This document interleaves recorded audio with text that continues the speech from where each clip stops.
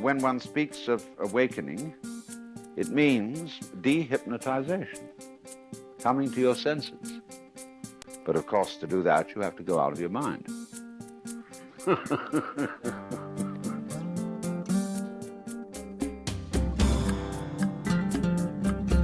Here is the point. If you believe, if you have certain propositions that you want to assert about the ultimate reality, or what Paul Tillich calls the ultimate ground of being, you're talking nonsense. Because you can't say something specific about everything. You see, supposing you wanted to say God has a shape. But if God is all that there is, then God doesn't have any outside, so he can't have a shape. You have to have an outside and space outside it to have a shape. So that's why the Hebrews, too, are against people making images of God. But nonetheless, Jews and Christians persistently make images of God, not necessarily in pictures and statues, but they make images in their minds. And those are much more insidious images. Buddhism is not saying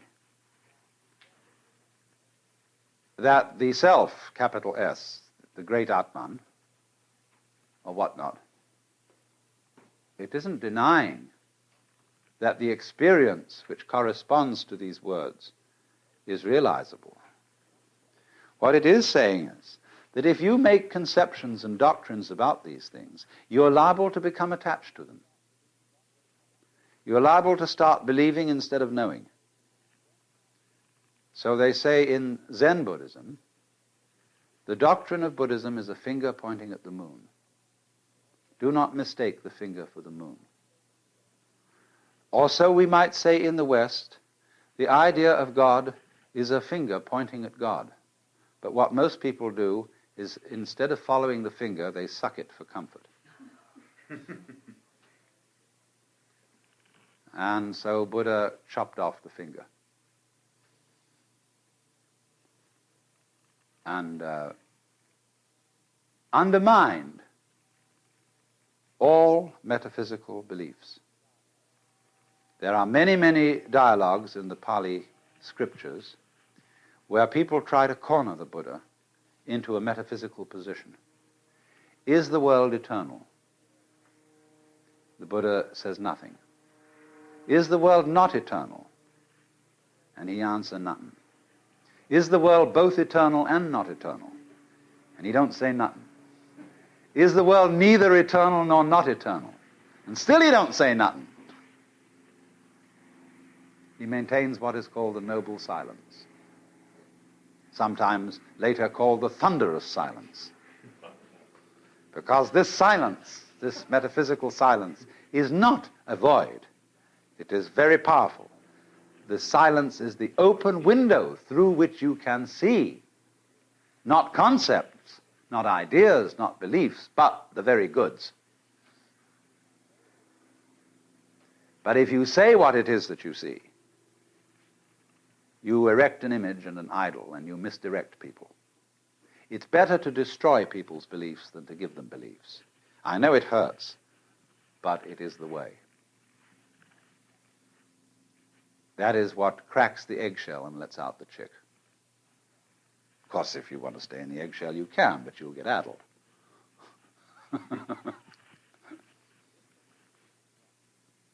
This, then, you see, is why Buddhism is in dialogue form. The truth cannot be told. It can be suggested, it can be indicated. And a method of interchange between teacher and student can be arranged whereby the teacher constantly pricks the student's bubbles. And that's what it's all about. And because that's the way it is, we find that in the course of history, Buddhism keeps changing. It develops, it grows.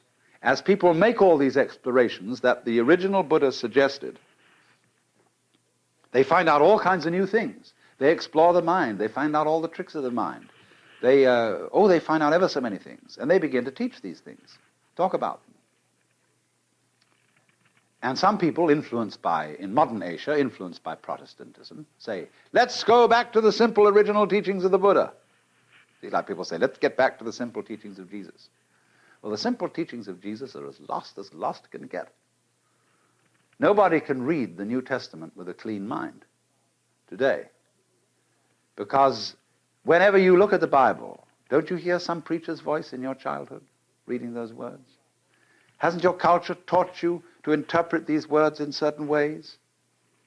You can't get back. And nobody can get back to Buddha. You can only go on to Buddha. So that's why in Zen they just burn the books up. I mean occasionally. Because to burn up books, you've got to have some books to burn up. But when, you can say that the teaching of the founder is the thing. This is terrible. It's like the oak suddenly saying one day, hey, we oughtn't to have all these leaves around here. We ought to be just that simple little acorn.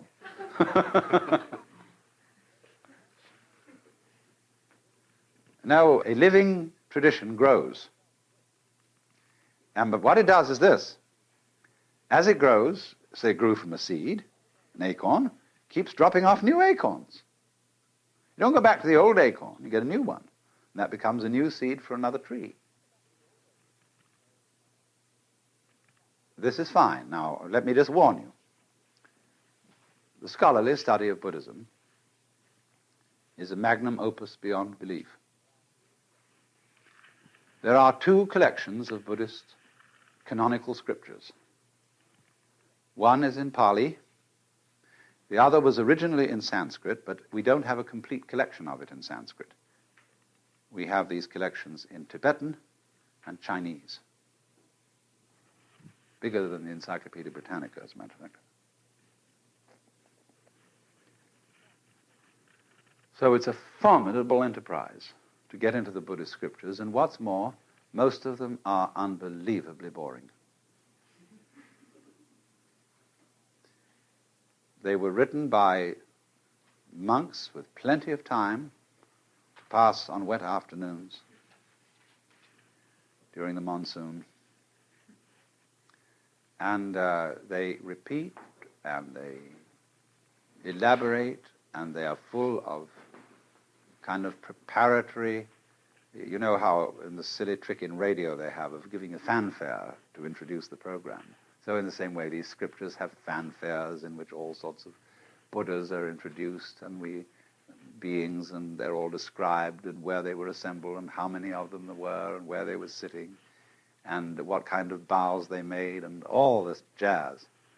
And then finally a few pearls of wisdom are dropped by the Buddha, or else they sometimes go on for pages and pages of actually very, very subtle and very profound discourse that is not dull if you have a penchant for that kind of thing. But I warn you, don't try too hard to read the Buddhist scriptures. It's all right to read the Dhammapada, which are sayings of the Buddha. It's all right to read the Diamond Sutra. It's all right even to read the Surangama Sutra or the Lankavatara. But when you get mixed up with the larger Prajnaparamita and all those things, you're in deep water. So you see, from time to time, Buddhists get tired of the scriptures. Actually, they keep them in a revolving bookcase in some monasteries. Think about so high, so wide, it revolves. And instead of reading all this stuff, you're supposed to be able to acquire as much merit as you would from reading it all by twirling the bookcase round once.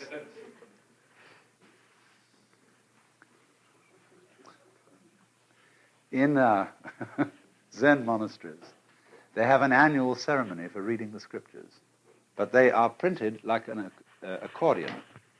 In other words, the pages are connected to each other zigzag, and then they have board on the back and the front. so that you can pick one up and go whirr, like that, like a slinky moves.